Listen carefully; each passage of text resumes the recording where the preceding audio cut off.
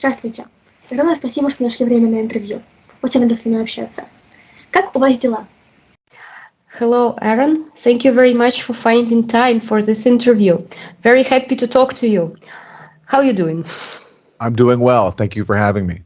Очень здорово дела. Спасибо, что пригласила на интервью. Спасибо, что пришли. Что ж. Thank you for coming. So, shall we start? First question? Да. Есть на Западе свобода слова. Могут ли независимые журналисты высказывать свое мнение, не боясь преследований? Если учесть, что, например, недавно были обыски у Скотта Ридера. First question is there any freedom of speech in the West? Can independent journalists express their opinion without fear of persecution? For example, Scott Ritter's situation, who had his house raided not very long ago. Well, there is freedom of speech. Inside the law, there are strong commitments to freedom of speech, especially in the U.S. But in practice, we're seeing some efforts to undermine that. And the raid on Scott Ritter is one of many examples of cases where people who criticize U.S. foreign policy are facing scrutiny from the authorities. Сейчас в Канаде ведутся споры по поводу обнародования фамилий украинских нацистских преступников, сжавших Канаду после Второй мировой. Что вы думаете об этом? Стоит ли общественности, в том числе жертвам, знать эти имена? At the moment, there are different arguments in Canada that concern the publication of the names of Ukrainian Nazis, Nazi criminals who ran away to Canada after the Second World War. What do you think about it? Do you think the public, and especially the victims, should know these names? I'm the descendant of Holocaust survivors, and based on my family history alone, I feel very strongly about this issue, that of course we should know about our government's collaboration with Nazis. And it's shameful that Canada is covering that up. В Канаде очень сильная украинская диаспора, в том числе из-за тех самых потоков украинских нацистских преступников. Насколько сильно это отражается на жизни остальных жителей Канады, как на бытовом, так и на государственном уровне? It is known that the Ukrainian community is very strong in Canada. And partially this community consists of the descendants of these Ukrainian Nazi criminals. How does it influence the life of other residents of Canada, both on the state level and on just everyday life level? There was a very embarrassing incident recently where the Canadian Parliament gave a standing ovation to a Ukrainian war veteran who fought in a neo-Nazi unit. And Canada had to apologize for this because it was so shameful. But that's just an example of how that legacy has been ignored because of the current political realities. And to give another example, before Russia invaded Ukraine, people in the West commonly heard about the Azov battalion as neo-Nazi. But after Russia invaded Ukraine in February 2022, all of a sudden, Azov's neo-Nazi ties were completely erased, and no longer were they described as being neo-Nazi. And the Biden administration recently lifted a restriction on giving them arms. Ваш отец занимается защитой прав палестинцев. Насколько мне известно, вам также близка эта тема. Как вы можете оценить мировую политику в отношении Израиля и Палестины после очередного обострения конфликта? Your father is fighting for the rights of Palestinians. That's what he's doing, right? And as far as Faina knows, you also care about this subject. How would you evaluate the world policy in regards to Israel and Palestine, especially now when this conflict went to a totally different level? Israel has completely isolated itself from most of the world because of its mass murder campaign in Gaza. But it's able to continue doing it because it has the support of the United States. And both parties in the U.S., Democrats and Republicans, are united in arming Israel, and that allows it to continue carrying out its horrific actions against Palestinians. В одном из интервью с вашим отцом встречалось мнение, что с некоторых пор любое несогласие с действиями Израиля воспринимается и позиционируется как антисемитизм. Это характерно только для Израиля или подобная проблема в той или иной степени встречается и в отношении других государств? И возможно ли что-то с этим сделать? Okay, in one of the interviews with your father, there was an opinion expressed that for some time already, anyone who speaks anything against the actions of Israel is perceived and positioned as an anti-Semite. Do you think this is only referring to Israel, or do you think it could also be the case with some other countries?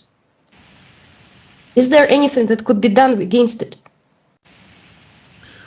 Well, what it is a way to silence people and to intimidate them into not criticizing Israel. And it's exploiting the legacy of anti-Semitism, including the Nazi Holocaust, to make people scared about speaking up. But I'm hopeful that people have learned the lessons of the Nazi Holocaust, and one of them is never again means never again for everyone. And when you see what Israel is doing to the Palestinians, it's hard not to compare their behavior to that of Nazi Germany. And so it's so important to speak up and not be intimidated by people trying to weaponize anti-Semitism. Почему народы, пережившие геноцид, сейчас ведут себя с особой жестокостью по отношению к другим народам? Why do you think that nations who have suffered the genocides themselves are so cruel towards other nations? Well, that's an unfortunate part of history, that when people become victims, they can often victimize other people. В причинах конфликта на Украине обычно говорят либо с позиции социокультурного противостояния России и коллективного Запада, либо о геополитических причинах. Оба варианта правдивы, но чего, на ваш взгляд, больше? Okay, let's get back to Ukraine. Usually when people talk about the reasons of this conflict in Ukraine, then they look at it from either the social and cultural opposition of Russia towards the collective West, or they talk about geopolitical reasons that led to this conflict. Both are valid, but in your opinion, what is more important? Well, Ukraine, unfortunately, is being used in a much bigger conflict, a geopolitical conflict. And there are people in NATO states, especially in Washington, who would like to weaken Russia and even have regime change in Russia. And they're using Ukraine for that goal. Now, Ukraine is complicated because there are very different ideas inside Ukraine of what Ukraine is. There are people who strongly see Ukraine as a distinct form of Ukrainian nationalism that is very separate from Russia, and they don't want to have any ties with Russia. And there are people who feel differently, who want to have ties with Russia. Now, the obvious answer to me when you have a divided country is to respect its differences and don't try to force it into one camp, whether it's the NATO camp or the Russian camp. You know, respect that it's divided, and accordingly, don't try to put it on one side of this geopolitical conflict. But unfortunately, that's not what has happened. The U.S. has tried to force Ukraine into the camp of the ultra-nationalists who don't want people to be able to speak Russian, don't want to have closer ties with Russia. And that's a major factor, I think, in why we have this disaster today. Почему, на ваш взгляд, конфликт на Украине чаще всего освещается в западной прессе с проукраинской стороны? По крайней мере, именно официальной прессе.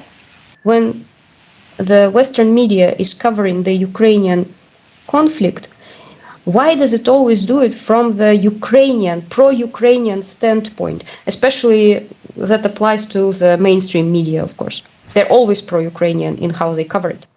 Why do you think that is? The corporate media in the U.S.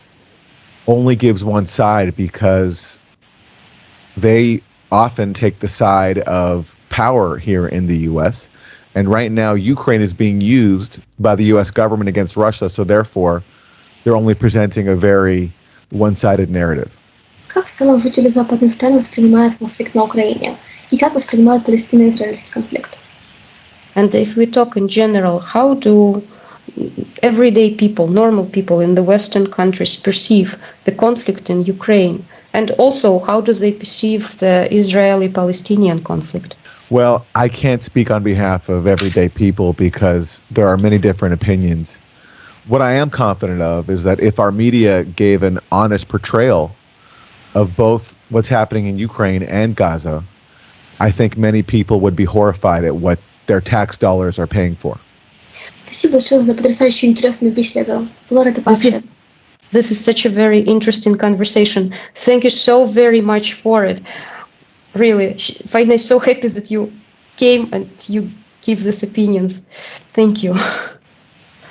Thanks for having me. Спасибо, что позвала. Спасибо, что пришли. Now, if we have time, I'd like to hear a bit about what her experience is like. She's from Donbass, right? This is correct. She lives in Lugansk. She was born and raised in Lugansk. That's the capital of LPR, Lugansk People's Republic. Мы живем уже тут 10 лет, поэтому, можно сказать, привыкли к этому.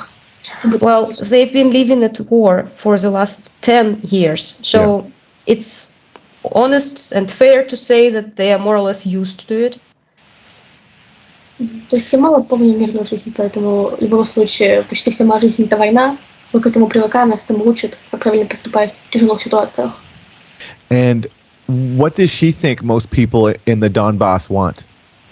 А как ты считаешь, чего хотят большинство людей на Донбассе? Как минимум, чтобы Россия победила, потому что это, по сути, единственная возможность им выжить.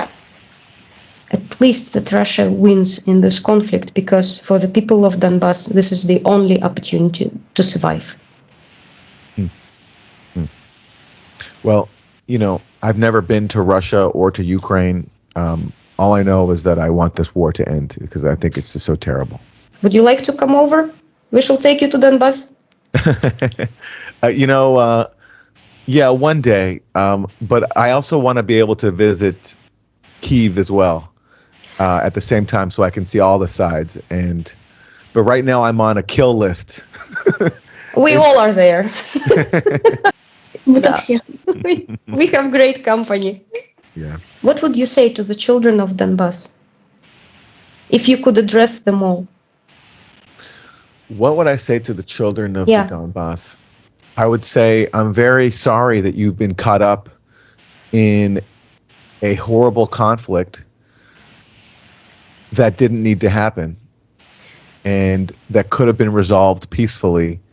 And unfortunately, most people in the West don't know that you haven't been able to live in peace for 10 years.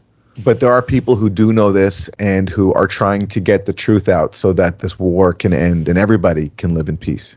Спасибо огромное за эти слова. Это правда очень важно для жителей Донбасса, что их поддерживают люди на Западе, что их не бросают тоже.